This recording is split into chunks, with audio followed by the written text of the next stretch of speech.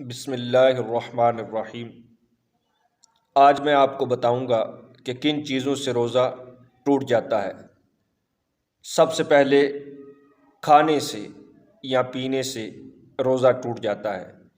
کوئی بھی چیز آپ نے کھائی یا پی تھوڑی مقدار میں یا زیادہ مقدار میں تو اس سے روزہ ٹوٹ جاتا ہے۔ اس کے بعد میاں بیوی کا جو تعلق ہے، ہم بستری ہے، اس عمل سے بھی روزہ ٹوٹ جاتا ہے۔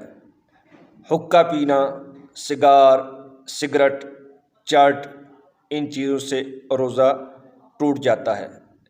پان کھانے سے، تمباکو کھانے سے روزہ ٹوٹ جاتا ہے۔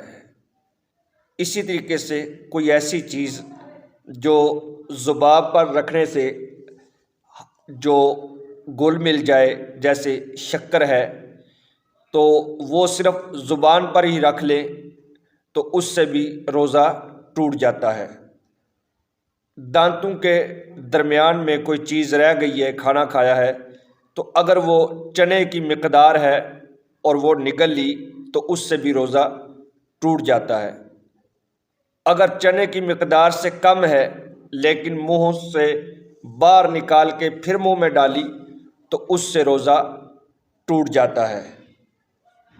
دانتوں سے خون نکل آیا، اگر وہ خون زیادہ ہے تھوک سے یا تھوک کے برابر ہے تو اس سے بھی روزہ ٹوٹ جاتا ہے۔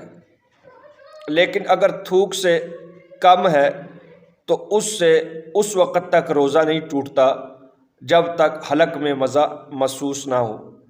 اگر حلق کے اندر خون کا مزہ محسوس ہو جائے تو چاہے تھوڑا ہو زیادہ ہو، اس سے روزہ ٹوٹ جاتا ہے۔ کلی کر رہے تھے اور کرتے ہوئے غلطی سے پانی حلق میں چلا گیا تو اس سے بھی روزہ ٹوٹ جاتا ہے۔